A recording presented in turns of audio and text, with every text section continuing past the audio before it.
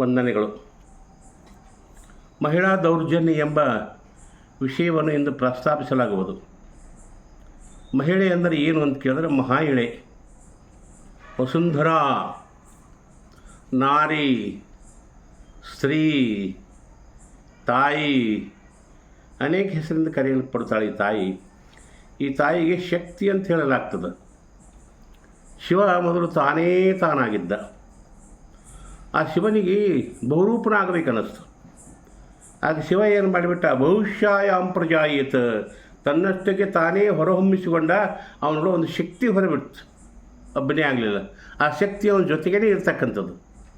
ಅದಕ್ಕೆ ಅರ್ಧನಾರೀಶ್ವರ ಅಂತ ನಾವು ಅಂತೀವಲ್ಲ, ಶಿವನ ಬಿಟ್ಟು ಶಕ್ತಿ ಇಲ್ಲ, ಶಕ್ತಿ ಬಿಟ್ಟು ಶಿವ ಇಲ್ಲ. ಇದಕ್ಕೆ ಶಿವಶಕ್ತಿ ಸಂಪುಟ ಅಂತಾರೆ. ಅದಕ್ಕೆ ಧಾರ್ಮಿಕರಾದ ನಾವೆಲ್ಲರೂ ಕೂಡಿ ಅದಕ್ಕೆ ದೇವಿ ಅಂತ ನಾವು ಹೆಸರಿಟ್ಬಿಟ್ಟೆವು. ಆ ಶಕ್ತಿ ಇಲ್ಲಿ ಶಿವನಿಗೆ ಇರಾಕೆ ಬರ್ತಲ್ಲ, ಶಿವ ಇರಲಿಕ್ಕೆ ಶಕ್ತಿ ಇರಾಕೆ ಬರ್ತಲ್ಲ. ಶಿವನು ಆಧಾರ, ಶಕ್ತಿ ಆಧೇಯ. ಹೀಗಿರುವಾಗ ಅವನ ಜೊತೆ ಇರೋ ಶಕ್ತಿ ಏನದಲ್ಲ, ಅದು ಮಹಾ ದೊಡ್ಡ ಶಕ್ತಿಯಾಗಿರುವಾಗ ನಾವು ಆ ಶಕ್ತಿ ಸ್ವರೂಪಿಣಿಯಾದ ಹೆಣ್ಮಕ್ಕಳನ್ನು ಭಾಳಷ್ಟು ನೋವು ಉಂಟು ಮಾಡಿದ್ದನ್ನು ನಾವು ಕಥೆಯಲ್ಲಿ ನೋಡ್ತಾ ಇದ್ದೇವೆ. ಉದಾಹರಣೆಯಾಗಿ ಮಹಾಭಾರತದಲ್ಲಿ ಏನೇನು ನಡೀತದೆ ಅನ್ನೋದನ್ನು ಸಾರಾಂಶವಾಗಿ ನಾನು ತಿಳಿಸ್ತಾ ಇದ್ದೀನಿ.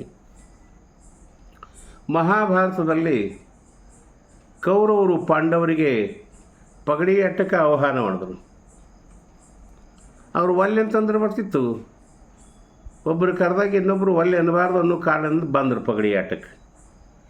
ಪಗಡಿ ಆಟದಲ್ಲಿ ಶಕುನಿ ಕುತಂತ್ರದ ಮೇರೆಗೆ ತಮ್ಮಂದಿರನ್ನು, ರಾಜ್ಯವನ್ನು, ಸಂಪತ್ತನ್ನು ಎಲ್ಲವನ್ನು ಸೋತಾಗ ಶಕುನಿ ವಿಡಂಬಿಸಿ ಮಾತನಾಡ್ತಾನ, ದ್ರೌಪದಿಯ ಬಗ್ಗೆ ಇದ್ದಾಗಲ್ಲ ಹಸ್ತರಿ ಅಂತಂದರು. ಆಗ ಎಲ್ಲ ಧರ್ಮರಾಜನ ತಮ್ಮಂದಿರಿಗೆ ಬಹಳ ಕೋಪ ಬಂತು. ಆದರೂ ಅಣ್ಣನ ಮಾತಿಗೆ ವಿರೋಧ ಹೋಗುವಾಗ ಸುಮ್ಮನೆ ಉಳ್ಕೊಂಡವರು.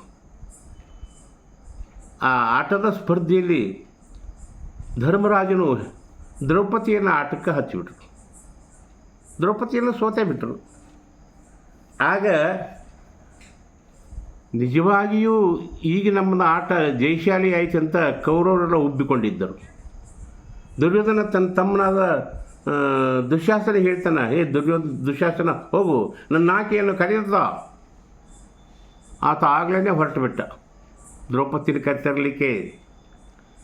ಕೆಂಡದುಂಡಿ ಅಂತ ಕಣ್ಣುಗಳು, ರೊಟ್ಟೆಗಡಸದ ಮೀಸೆಗಳು, ಅತ್ಯಂತ ನಿಶೆಯಲ್ಲಿ ಇರ್ತಕ್ಕಂಥ ವ್ಯಕ್ತಿ ದರದರನೆ ಹೋಗಿ ದ್ರೌಪದಿ ಮುಂದೆ ನಿಂತ್ಕೊಂಡು ಅಣ್ಣ ಬಾ ಅಂತ ಅಂದ. ಅವಳು ಗಾಬರಿ ಆದಳು, ಈತ ಯಾಕೆ ಬಂದ?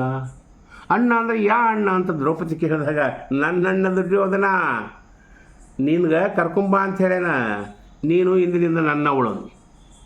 ದ್ರೌಪದಿಗೆ ಆಘಾತ ಎನಿಸ್ತಾ ಆ ವಿಷಯವನ್ನು ಕೇಳಿ, ಏನೋ ತಪ್ಪಾಗಿಬಿಟ್ಟಿದೆಯಲ್ಲ. ಕೊನೆಗೆ ಅವಳೊಂದು ನೆವ ಹೇಳ್ತಾಳ, ಮೈದುನ, ನಾನು ಪುಷ್ಪವತಿಯಾಗಿದ್ದೀನಿ, ಬರೋದಿಲ್ಲ ಅಂತ ಹೇಳೋದು. ಇಲ್ಲಿ ಪುಷ್ಪವತಿಯಾದರೆ ಫಲವತಿ ಆಗು ನಡೆ ಕುರುರಾಯ ಭವನದಲ್ಲಿ. ಎಷ್ಟು ಉದ್ದಟತನದ ಮಾತಾ ಇದು. ದ್ರೌಪದಿ ಭಾಳಷ್ಟು ಗಾಬರಿಯಾಗಿ ತಪ್ಪಿಸ್ಕೊಳ್ಳಿಕ್ಕೆ ಪ್ರಯತ್ನ ಮಾಡಿದಳು. ಬಂದು ಮನೆ ತುಂಬ ಓಡಾಡಿ ಹಿಡಿದು ಮುಂದಿನ ಕೂದಲ ಹಿಡಿದು ಎಳ್ಕೊಂತರಲಿಕ್ಕೆ ಪ್ರಯತ್ನ ಮಾಡ್ದ. ಕಟ್ಟಿಕೊಂಡು ಕುರಿಯನ್ನು ಕಡಿಲಿಕ್ಕೆ ತೆಗೆದುಕೊಂಡು ಹೋಗುವ ಕುರಿಯನ್ನು ಹೆಂಗೆ ಎಳ್ಕೊಂಡು ಹೋಗ್ತಾನೋ ಹಾಗೂ ದ್ರೌಪದಿಯನ್ನು ಆ ಪಗಡಿ ಆಟದ ಮಧ್ಯದಲ್ಲಿ ತಂದು ನಿಲ್ಲಿಸಿದ್ರು. ಅವಳು ಕಸ್ಕೊಳ್ಳಿಕ್ಕೆ ಏನು ಪ್ರಯತ್ನ ಮಾಡುವತ್ತ ಕೆಳಗೆ ಬಿದ್ದರು ಚಂದ ಹಂಗೆ ಜಗತ್ತಾ ಇದ್ದ. ಈ ವಿಷಯವನ್ನು ಪಾಂಡವರು ಕಣ್ಣಾರೆ ನೋಡಿದರು, ತುಂಬ ಕೊತ್ತರು. ಅವತಾರಿಗಳಾದ ಪಾಂಡವರು ಅಲ್ಲೇ ಆಗಲೇ ಯುದ್ಧ ಮಾಡಿಬಿಟ್ರು ನಡೀತಿತ್ತು. ಹಿಂದಗಡೆ ಆಗೋ ಯುದ್ಧ ಹೀಗೆ ಆಗಿಬಿಡಲಿಲ್ಲ, ಅಲ್ಲೇ ಎಲ್ಲರನ್ನು ಸಂಹಾರ ಮಾಡಿಬಿಟ್ಟರು ನಡೀತಿತ್ತು. ಈ ದೃಶ್ಯವನ್ನು ಕಂಡಂಥ ದ್ರೋಣ, ಭೀಷ್ಮ, ಕೃಪಾಚಾರ್ಯ ಇವರೆಲ್ಲ ದೊಡ್ಡ ದೊಡ್ಡ ಪಂಡಿತರು ಎಲ್ಲ ಕೂತಿದ್ರಲ್ಲ, ಅವರು ಸುಮ್ಮನೆ ಕೂತ್ರು, ಏನೂ ಹೇಳಲೇ ಇಲ್ಲ. ದ್ರೌಪದಿ ಅವನಿಂದ ಕಸರ್ಕೊಂಡು ನಿಂತ್ಕೊಂಡು ಹಿಂಗೊಮ್ಮೆ ಸಭೆಯನ್ನು ಸುತ್ತಲೂ ಹೊಳ್ಳಿ ನೋಡ್ತಾಳ. ಎಲ್ಲರೂ ಸ್ತಬ್ಧರಾಗಿದ್ದಾರೆ. ಆ ಕೇಳ್ತಾಳ, ನಿಮಗೆ ಈ ದೃಶ್ಯ ಕಾಣೋದಿಲ್ಲ ನಿಮ್ಮ ಕಣ್ಣಿಗೆಂದರು. ಭಾರತೀಯ ಸಂಸ್ಕೃತಿಯಲ್ಲಿ ತುಂಬಿದ ಸಭೆಯಲ್ಲಿ ಅತ್ಯಂತ ಪೂಜ್ಯಳಾಗಿರುವ ಹೆಣ್ಣನ್ನು ಎಳುತ್ತಿರೋದು ನಿಮ್ಮ ಕಣ್ಣಿಗೆ ಕಾಣೋದಿಲ್ಲ. ಅವನಿಗೆ ಬೆದರಿಸಿ ಹೇಳಕ್ಕೆ ಬರೋದಿಲ್ಲೇನು? ಆಗ ಎಲ್ಲರೂ ಸುಮ್ಮನೆ ಕೂತರು. ಈ ದೃಶ್ಯವನ್ನು ನೋಡಿದ ಭೀಷ್ಮ, ಕೃಪಾಚಾರ್ಯ, ಧರ್ಮಗುರು ಎಲ್ಲರೂ ಬಡ ಆಗಲೇ ಈ ಯುದ್ಧ ಮಾಡಿ ಅವ್ರನ್ನೆಲ್ಲ ಹೊಡೆದು ಏನು ಕೌರವರು ಬೇಡ ಪಾಂಡವರು ಬೇಡ, ನಾವು ವನವಾಸಕ್ಕೆ ಹೋಗಿಬಿಡ್ತೀವಿ, ಎಲ್ಲರಿತ್ತು ಹೋಗಿಬಿಡ್ಬೋದಾಗಿತ್ತು. ಅವ್ರ ಯೋಗ್ಯತೆಗೆ ಇನ್ನೂ ಹೆಚ್ಚಿನ ಗೌರವ ಬರ್ತಿತ್ತು. ಅವ್ರು ಹಂಗೆ ಮಾಡಲಾರ್ದು ಸುಮ್ಮನೆ ಕೊಡ್ತರು. ಆಹಾರ ತಿಂದು ಆಹಾರದ ಲಂಜೆಯಲ್ಲಿ ಬಂಧಿತರಾಗಿರುವ ದ್ರೋಣ, ಅಭೀಷ್ಮ, ಕೃಪಾಚಾರ್ಯ, ಅಶ್ವತ್ಥಾಮರು ಸುಮ್ಮನೆ ಕೂತ್ಕೊಂಡಿದ್ದರು. ದ್ರೌಪದಿಯನ್ನು ಕೈ ಮಾಡಿ ಗಾಂಧಾರಿ, ಭಾನುಮತಿ, ಅಂದನ, ಧೃತರಾಷ್ಟ್ರ ಎಲ್ಲರ ಕೈ ಮುಗಿದು ಕೇಳ್ತಾಳೆ, ಹೇಳ್ರಿ ಒಂದಿಷ್ಟು ನನಗೆ ಮರ್ಯಾದೆ ಹೋಗ್ತದೆ. ಭಾನುಮತಿ, ಗಾಂಧಾರಿ, ನೀವು ಹೇಳಬಾರ್ದೇನು ಅಂದಾಗ ಅವರು ಗಪ್ಪಾಗಿಬಿಟ್ರು. ಬಹಳ ಕೆಟ್ಟ ಅನಿಸ ಹೆಣ್ಮಗಳು ಏನು ಮಾಡಿದ್ರು, ಇಲ್ಲಿ ಯಾರೂ ಮನುಷ್ಯರು ನನ್ನನ್ನು ಕಾಪಾಡೋಲ್ಲ ಅಂತ ತಿಳ್ಕೊಂಡು ಎರಡೂ ಕೈಗಳನ್ನ ಮೇಲೆ ಎತ್ತಿ, ಕಾಗೆಗಳು ಕೊಳತಿಯೋ ಕೋಗಿಲೆಯ ಮರಿಯ ಅನಾಥನಾದ ಶ್ರೀಕೃಷ್ಣ ಭಗವಂತನೇ ಕಾಪಾಡು ಕಾಪಾಡು ಕಾಪಾಡು. ಕೃಷ್ಣ ಪರಮಾತ್ಮ ಇನ್ನೂ ಸ್ವಲ್ಪ ತಡ ಮಾಡ್ದ. ಯಾಕೆ? ತನ್ನ ನಿಲಿಗೆಗಳನ್ನು ಗಟ್ಟಿ ಹಿಡಿತಿದ್ದಳು. ಅವರು ಜಗ್ಗೋದಕ್ಕೆ ಹೋಗಬಾರ್ದು ಅಂತ ತಿಳ್ಕೊಂಡು ಇನ್ನೂ ಒಳಗೆ ನಿಲಿಗೆ ಮೇಲೆ ಭರವಸೆ ಇದೆ, ನಾನು ಯಾಕೆ ಸಹಾಯ ಮಾಡಬೇಕು? ಕೃಷ್ಣ ಪರಮಾತ್ಮ ಮಾಡಲೇ ಇಲ್ಲ. ಕೊನೆಗೆ ಎರಡೂ ಕೈಗಳನ್ನೇ ಮೇಲೆತ್ತಿ, ಕಾಗೆಗಳು ಕೊಳತಿಯೋ ಕೋಗಿಲೆಯ ಮರಿಯ ಅನಾಥನಾದ ಶ್ರೀಕೃಷ್ಣ ಭಗವಂತನೇ ಕಾಪಾಡು ಕಾಪಾಡು ಕಾಪಾಡು ಕಾಪಾಡು ಅಂತ ತ್ರಿಕರಣಪೂರ್ವಕ ಗೋಗರಿದಾಗ ಮಾಯದ ಸೀರೆ ಬರಲಿಕ್ಕೆ ಪ್ರಾರಂಭವಾದವು ಅಂತ ತಿಳ್ಕೊಂಡು ರಾಮಾಯಣದಲ್ಲಿ ನಾವು ಓದ್ತಾ ಇದ್ದೇವೆ. ಇಂಥ ಸ್ಥಿತಿಯಲ್ಲಿ ದ್ರೌಪದಿಗೆ ಒಬ್ಬೊಬ್ಬರು ಬಂದು ಬಟ್ಟೆಯನ್ನು ಜಗ್ತಾಯಿದ್ರು. ಆ ಬಟ್ಟೆಯನ್ನು ಯಾರು ಜಗ್ತಾರೆ ಅವರ ಹೆಂಡಂದಿರು ಬಂದು ತಮ್ಮ ಗಂಡಂದಿರು ಜಗ್ಗದ ಚೆಲ್ಲ ಮಡಿಸಿಟ್ಟುಕೊಳ್ತಾಯಿದ್ರು. ಸೀರೆ ಮುಗಿಲಿಲ್ಲ. ಯಾಕೆ ಕೃಷ್ಣ ಈಗ ಸಹಾಯ ಮಾಡ್ದ? ದ್ರೌಪದಿ ಕೃಷ್ಣನನ್ನು ಸ್ಮರಿಸಿದಳು. ಅದಕ್ಕಾಗಿ ಪಗಡಿ ಆಟಕ್ಕೆ ಬರುವಾಗ ಆಗಲೇ ಕೃಷ್ಣ ನೆನಪು ಮಾಡ್ಕೊತ ಅವ್ರು ಬಂದಿದ್ರು ಅಂದ್ರೆ, ಭಗವಂತ ಕೃಷ್ಣ ಪರಮಾತ್ಮ ಕಾಪಾಡು ಕಾಪಾಡು ತನ್ಕೊತ ಬಂದಿದ್ರು ಅಂದ್ರೆ ಪಗಡಿ ಆಟದಲ್ಲಿ ಇವರಿಗೆ ಸೋಲೇ ಆಗ್ತಾ ಇರಲಿಲ್ಲ. ಕೃಷ್ಣನ ಮರ್ತಿದ್ದೇ ಅವರ ಸೋಲಿಗೆ ಕಾರಣ. ದ್ರೌಪದಿ ಕೃಷ್ಣನ ಸ್ಮರಣೆ ಮಾಡಿಕೊಂಡಿದ್ದನ್ನೇ ಅವಳು ಮರ್ಯಾದೆ ಉಳಿಸಿದ್ದಕ್ಕೆ ಕಾರಣೀಭೂತವಾಗಿದೆ. ಈ ರೀತಿಯಾಗಿ ದ್ರೌಪದಿಯನ್ನು ಅವಮಾನಗೊಳಿಸಿ ಇದು ಜಗ್ಗಿ ಜಗ್ಗಿ ಜಗ್ಗಿ ಜಗ್ಗಿ ಬ್ಯಾಸತ್ತು ಬಿಟ್ಬಿಟ್ರು. ಆ ಸೀರೆಯನ್ನು ಜಕ್ಕೊಂಡಿದ್ರಲ್ಲ ಅವರು ಹೆಣ್ಮಕ್ಳು ಮಡಿಸಿಟ್ಕೊಂಡಿದ್ರಲ್ಲ, ಅವರೆಲ್ಲ ಮನೆಗೆ ತೊಗೊಂಡು ಹೋಗಿ ರಾತ್ರಿ ಬಿಚ್ಚಿ ನೋಡ್ತಾರೆ, ಇವೆಲ್ಲ ಸೀರೆ ಎಂಥವು ತಂದಾಳೆ, ಎಲ್ಲಿ ಸಿಗ್ತಾವೆ ಇಂಥ ಸೀರೆಗಳು ಅಂತ ಆಶ್ಚರ್ಯ ಸಿಗ್ತಾರೆ ಅವರು. ಮತ್ತು ಮರುದಿವಸ ನಾವು ಮೆರವಣಿಗೆ ಮಾಡ್ಕೋಬೇಕು. ನಮ್ಮ ಹಸ್ತಿನಾಪುರದಲ್ಲಿ ತಿಳ್ಕೊಂಡು ಎಕ್ದಮ್ ಡಂಗ್ರ ಹೊಡಿಸಿ ಮೆರವಣಿಗೆಯಲ್ಲಿ ಸೀರೆ ಉಟ್ಕೊಂಡು ಬಜಾರ್ದಲ್ಲಿ ಬೆಂಡ ಭಜಾಂತ್ರಿಯೊಂದಿಗೆ ಹೋಗ್ತಿದ್ರು ಅವರು. ಅದನ್ನು ನಾನು ನೋಡ್ದ. ಕೃಷ್ಣ ಪರಮಾತ್ಮ ಬಿಟ್ಟಿರುವ ಈ ಸೀರೆಗಳು ಈ ದುಷ್ಟದ ಹೆಂಡಂದಿರು ಯಾಕೆ ಉಟ್ಕೊಂಡಿರ್ತ ಆಶ್ಚರ್ಯಚಕಿತನಾಗಿ ಕೃಷ್ಣ ಪರಮಾತ್ಮನಿಗೆ ಕೇಳ್ತಾ ಇದ್ದಾನೆ, ನೀವು ಬಿಟ್ಟ ಸೀರೆಗಳು ಯಾರಿಗಾಗಿ? ದ್ರೌಪದಿ ಮರ್ಯಾದೆ ಮುಚ್ಚುವುದಕ್ಕಾಗಿ. ನೋಡ್ಬರಿ ಯಾರು ಉಟ್ಕೊಂಡ್ರ ಅಂತ ಕೃಷ್ಣ ಪರಮಾತ್ಮಗೆ ತೋರಿಸ್ತಾ ಇದ್ದಾರೆ. ಕೃಷ್ಣ ಪರಮಾತ್ಮ ಹಿಂಗೆ ನೋಡ್ದ, ಬಾಬಾ ಯಾರು ದ್ರೌಪದಿ ಮಾನವನ್ನು ಕಳೀಬೇಕಂತಾರ, ಅವರ ಹೆಂಡಂದರಿಗೆ ಎಡೆ ನನ್ನ ಸೀರೆಗಳೇ ಮರ್ಯಾದೆಯನ್ನು ಮುಚ್ಚೋದೇ, ನೀವು ಬಂದುಬಿಡ್ರಿ ಅಂತ ತಿಳ್ಕೊಂಡು ಕೈ ಹಿಂಗೆ ಮ್ಯಾಲೆ ಮಾಡಿಬಿಟ್ಟ.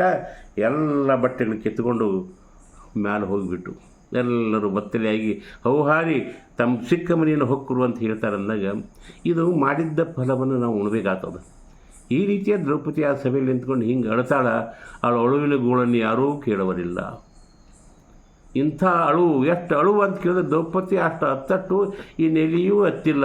ಇದು ಹೆಚ್ಚಿನ ದೌರ್ಜನ್ಯ ಅಲ್ಲವೇ? ಇನ್ನು ರಾಮಾಯಣದಲ್ಲಿ ನೋಡ್ರಿ, ರಾಮಾಯಣದಲ್ಲಿ ಸೀತಾದೇವಿಗೆ 3 ಸಲ ವನವಾಸ.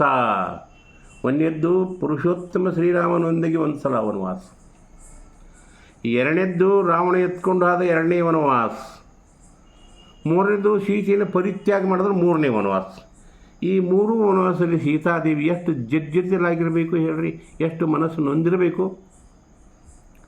ಮೊದಲನೇ ಸಲ ವನವಾಸಕ್ಕೆ ಹೋಗುವಾಗ ಲಕ್ಷ್ಮಣ ತನ್ನ ಹೆಂಡತಿಯನ್ನು ಕಳಿಸ್ತಾನೆ. ಗಂಡನ ಜೊತೆ ಹಿಂಗಿರೋದೇ ಪತಿವ್ರತ ತಿನಿಗಾರು ಹೇಳಿದ್ರು, ಹೋಗು ಮನೆಯಲ್ಲಿ ಇದ್ದುಕೊಂಡು ನನ್ನ ಅತ್ತೆಗೆ ನಾವು ಸುಖವಾಗಿರುವಂಗೆ ಜಪ ತಪ ಮಾಡು ಅಂತ ಹೇಳಿ ಕಳಿಸ್ತಾನೆ. ಅವಳನ್ನು ಕಳಿಸಿದ್ದು ನೋಡಿದ್ರು ಶ್ರೀರಾಮ ದೇವರು ಸ್ವಲ್ಪ ಬೆದರಿಸಿ ಕಳಿಸಿಬಿಟ್ರು, ಹೋಗಿಬಿಡ್ತಾರೆ ಸೀತಾದೇವಿಯನ್ನು ಕೂಡ.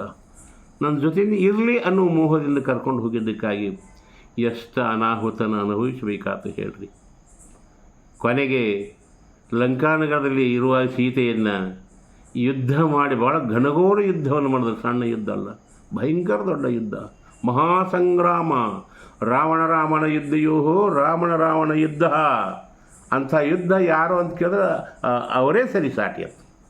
ಇಂಥ ರಾವಣರ ಯುದ್ಧದಲ್ಲಿ ಶ್ರೀರಾಮ ಗೆದ್ದ. ವಿಭೀಷಣ ಸೀತಾದೇವಿಯನ್ನು ಮೇಣದಲ್ಲಿ ಕೂಡಿಸ್ಕೊಂಡು ರಾಮನ ಹತ್ರ ಕರ್ಕೊಂಬರ್ತಾನೆ. ಸೀತಾದೇವಿ ನನ್ನ ಕಡೆ ನೋಡ್ಬೋದು ಅಂತ ಕುತೂಹಲದಿಂದ ನೋಡ್ತಾ ಇದ್ದಾಳೆ. ಆದರೂ ಶ್ರೀರಾಮ ದೇವರು ಪುರುಷೋತ್ತಮ ಕೆಳಗೆ ಮುಖ ಮಾಡಿದ್ದರೂ ಮ್ಯಾಲೆ ನೋಡಲೇ ಇಲ್ಲ. ವಿಭೀಷಣ ತಂದು, ಹೇ ಭಗವಂತ, ಹೇ ಶ್ರೀರಾಮ ದೇವರೇ, ನಿಮ್ಮ ಸತಿಯನ್ನು ನೀವು ಸ್ವೀಕಾರ ಮಾಡಿರಿ. ಅದರ ಸಲುವಾಗಿ ಭಯಂಕರ ಯುದ್ಧ ಮಾಡಿರಿ, ಅಂಥ ಸೀತಾದೇವಿಯನ್ನು ತಂದಿದ್ದೀವಿ, ಸ್ವೀಕಾರ ಮಾಡಿರಿ ಅಂದಾಗ ಪುರುಷೋತ್ತಮ ಶ್ರೀರಾಮ ದೇವರು ಹೇಳಿದರು, ನನಗೆ ಸಂಶಯ ಬರ್ತದೆ, ಸಂಶಯ ನಿವಾರಣೆ ಆಗೋರಿಗೆ ನಾನು ಸ್ವೀಕಾರ ಮಾಡೋದಿಲ್ಲ ಅಂತ ಹೇಳ್ಬಿಟ್ರು. ಹಾಗೆ ಹೆಂಗೆ ಸಂಶಯ ನಿವಾರಣೆ ಮಾಡಬೇಕು ಇವ್ರಿಗೆ? ಕೊನೆಗೆ ಅಗ್ನಿದೇವನಲ್ಲಿ ಅವಳನ್ನು ಪರೀಕ್ಷಿಸಿದರು. ಅಗ್ನಿಯಲ್ಲಿ ಸೀತಾದೇವಿ ಸುಡಲಿಲ್ಲ.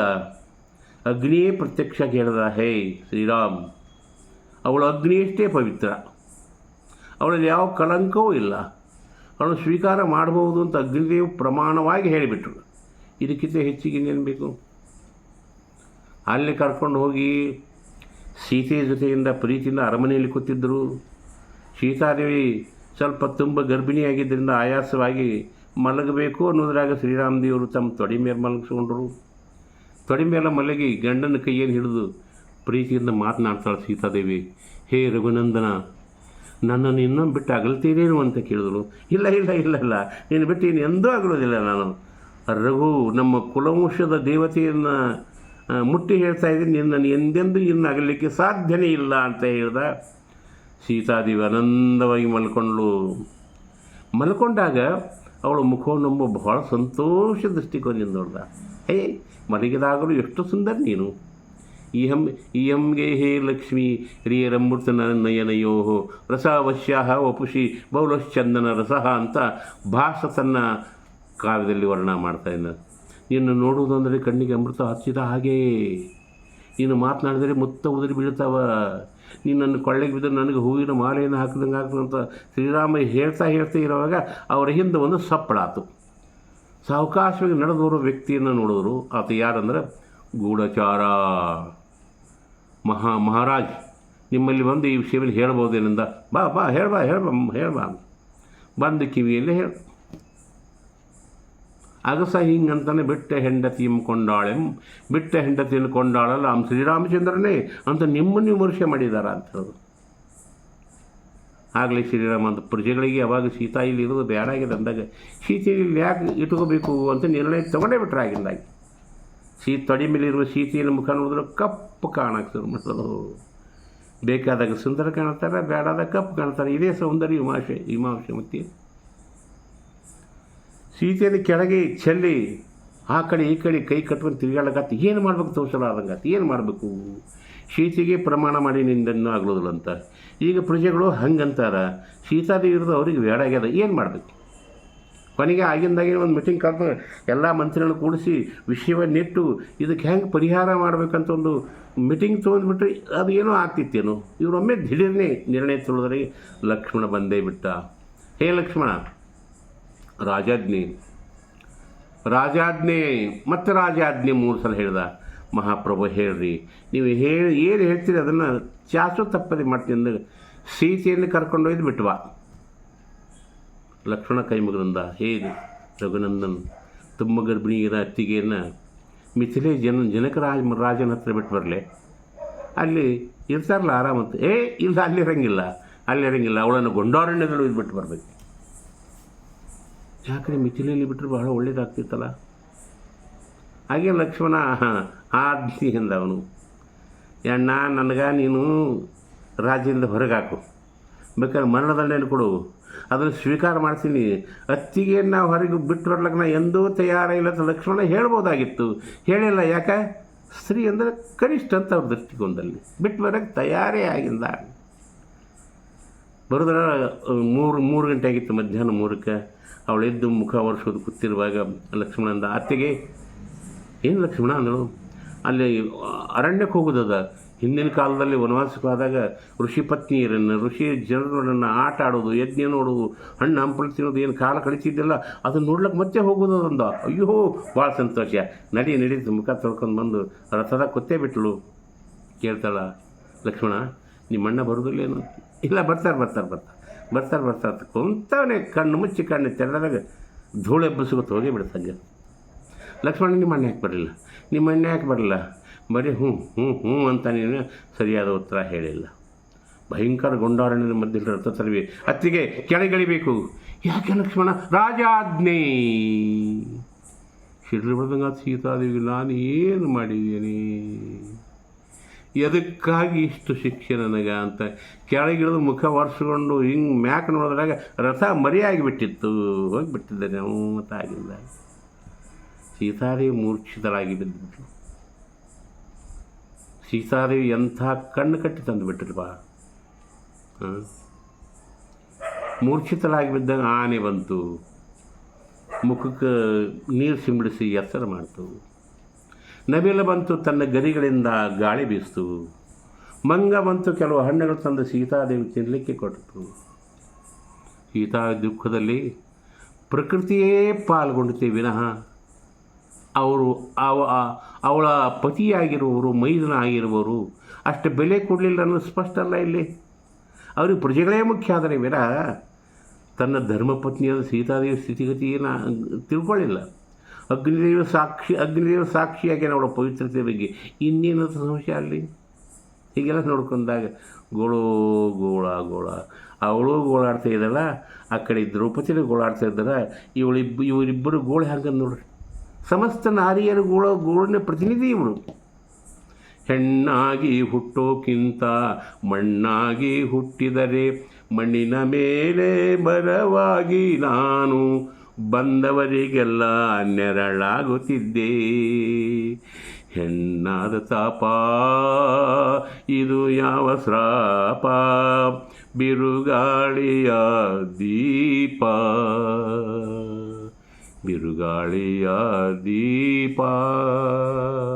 ಇದು ಯಾವ ಶ್ರಾಪ, ಹೆಣ್ಣಾದ ತಾಪ. ಈ ಧ್ವನಿ ಎಲ್ಲಿಂದ ಬರ್ತಾ ಅಂತ ಕೇಳಿದ್ರೆ ನೊಂದ ಮಹಿಳೆಯರು ಎಲ್ಲ ಹೃದಯದಿಂದ ಈ ಧ್ವನಿ ಬರ್ತಾ ಇದೆ. ಇದನ್ನು ಗುರುತಿಸಲಿಕ್ಕಿದ್ರೆ ಪುರುಷ ಪ್ರಾಣಿ ಏನಿದು? ಗಂಡು ಹೆಣ್ಣಂದ್ರೆ ಏನು? ಅರ್ಧನ ಅರೀಶ್ವರ ಇದ್ದ ಹಾಗೆ ಸ್ತ್ರೀಯರು ಜಗತ್ತಿನಿಂದ ಶೂನ್ಯ ಆದ್ರೆ ಪುರುಷನ ಬದುಕು ಏನಾಗ್ತಾ ಇದೆ? ಸ್ತ್ರೀ ಪುರುಷರಲ್ಲಿ ಯಾವುದು ಹೆಚ್ಚ ಯಾವುದು ಕನಿಷ್ಠ ಅಂತ ಇಲ್ಲ. ಒಂದು ಬಿಟ್ಟರೆ ಒಂದು ತೆಗಿಲಿಕ್ಕೆ ಬರೋದಿಲ್ಲ. ಹೀಗಿರುವಾಗ ನಾರಿಯರನ್ನು ಬಹಳಷ್ಟು ಗೋಳಾಡಿಸಿದ್ದನ್ನು ಮಹಾಪುರಾಣಗಳೆಲ್ಲ ನಾವು ನೋಡ್ತೀವಿ ಅಂದಾಗ ಇನ್ನು ಸಾಮಾನ್ಯ ಗೃಹಿಣಿಯರ ಪರಿಸ್ಥಿತಿ ಏನಾಗಿರಬೇಕು? ಮಕ್ಕಳಾಗಿಲ್ಲ ಅನ್ನೋ ಕಾರಣದಿಂದ ಒಬ್ಬ ಹೆಣ್ಮಗಳನ್ನು ತವರು ಮನೆಯಿಂದಲೂ ದೂರ, ಗಂಡನ ಮನೆಯಿಂದಲೂ ದೂರ. ಏನೋ ಅವಳಿಗೊಂದು ಮೈಯಾಗ ರೋಗ ಅದಂತ ತಿಳ್ಕೊಂಡು ಗಂಡನ ಮನೆಯಿಂದ ದೂರ, ತವರು ಮನೆಯಿಂದಲೂ ದೂರ. ಅವಳ ಮ್ಯಾಗ ಏನೋ ಒಂದು ಅಪವಾದ ಬಂದಿದೆ ತಿಳ್ಕೊಂಡು ಎಲ್ಲದರಿಂದಲೂ ದೂರ. ಹೀಗೆ ಅಬಲೆಯಾದ ಯಾವಾಗಲೂ ಪುರುಷನ ಅವಲಂಬಿಸಿರುವ ಹೆಣ್ಮಗಳಿಗೆ ಪುರುಷಾವಲಂಬಿಯಾಗಿರೋ ಅವಳಿಗೆ ನಾವು ಉಭಯ ಮನೆಗಳಿಂದಲೂ ಭ್ರಷ್ಟಗೊಳಿಸಿಬಿಟ್ಟಾಗ ಎಷ್ಟು ತಾಪ ಆಗ್ತಿರಬೇಕು ಅನ್ನೋದನ್ನು ಗಮನಿಸಬೇಕು. ಈ ದಿಶೆಯಲ್ಲಿ ಮಹಿಳೆಯ ಮೇಲೆ ಪುರುಷ ದೌರ್ಜನ್ಯ ಎಂಬ ವಿಷಯವನ್ನು ಇವತ್ತು ನಾವು ಮಾತನಾಡ್ತಿದ್ದೀವಿ. ಇನ್ನು ಮೇಲೆ ಬಹಳ ಮುಖ್ಯವಾಗಿ ಸ್ತ್ರೀಯರಿಗೆ ಒಂದು ಎಲ್ಲಿಲ್ಲದ ವಿಶೇಷ ಶಕ್ತಿ ತಂದುಕೊಡುವ ಒಂದು ಶಕ್ತಿ ಅವತಾರ ಆಗ್ತದೆ, ಅವಳೇ ಅಕ್ಕ ಮಹಾದೇವಿ. ಅಕ್ಕ ಮಹಾದೇವಿ ಜೀವನ ಚರಿತ್ರೆ ಭಾರಿ ವಿಮರ್ಶಾತ್ಮಕವಾಗಿ ನಾವು ಹೇಳಲಿದ್ದೇವೆ. ಅದನ್ನು ತಾವೆಲ್ಲ ಕೇಳ್ತಿರ್ತೇಳಿ ನಿಮಗೆಲ್ಲ ವಂದನೆಗಳು. ಶರಣಾರ್ಥಿ.